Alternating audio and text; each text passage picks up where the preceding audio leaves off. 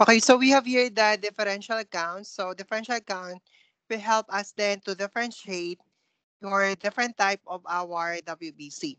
So differential account could be done by a manual method. So it is you as medical technologists here going to classify your WBC as either lymphocyte, monocyte, neutrophil, eosinophil. But then again, you can also perform the differential count with the automated na hema analyzer. But this one is more of the this one is more of the manual method. So before you can differentiate or perform here the differential count, first you're going to prepare your peripheral blood smear. Okay, so for this one, you'll be needing here your ETA collected blood. Okay, and then try to make here a perfectness smear. So you should have here a gradual transition from your thick to thin area. Because if not, because that would, if it's not a gradual transition from thick to thin, it will be difficult for you to identify them, especially if they are overlapping. It's very important then that you should have make here your perfectness smear in allowing you for you to really identify each of your different WBC. Okay, so after preparing here your peripheral blood smear, try to air dry and then try to fix that one. Okay, so we have here the staining of our peripheral blood smear. So staining would help us then to identify the different WBC because they are identified not only for with their morphology as to their size of their nucleus, the shape of their nucleus, and eventually as well as the color of their cytoplasm and even their granules. That's why we are staining them in, in order for us then to identify each of the different WBC.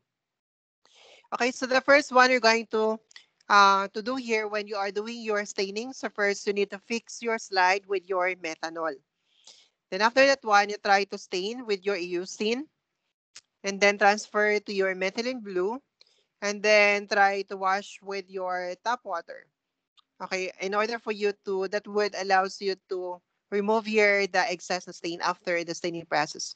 But when you are staining, make sure that one that the staining process here is really effective. Hindi siya dapat understain. Kasi pag understain, it would eventually, your blood cells would looks like pale and it would be pale staining and it will be difficult for you to identify them. It might be mistaken from one cell to another. On the other hand, pag overstaining naman, your blood smear would appear to be highly dark blue and it will affect also your identification of your different WBC. That's why you need to practice here a perfect staining process. Okay, for this lab activities, so just need to draw each of your different WBC. So you have lab, kindly refer to your lab manual for that. Okay, but when you are doing here your differential accounts, since you have already your stainless smear, all you need to do is just examine that one under your OIO for definitive identification of your different WBC. So you start your evaluation from the thin area because the cells there are not overlapping. And what you're going to do here is to count 100 WBC along the way.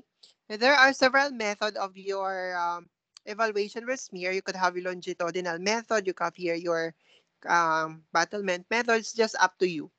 Basta make sure here that you are not repeatedly going back and forth with your smear because it would have a repetitive counting of your WBC.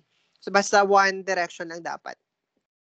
Okay, then you're going to come up here with 100 total count, and then try to identify, okay, what's the composition of your 100, how many are neutrophil, segmental neutrophil, how many are you neutrophil, eosinophil, basophil, monocyte, lymphocyte.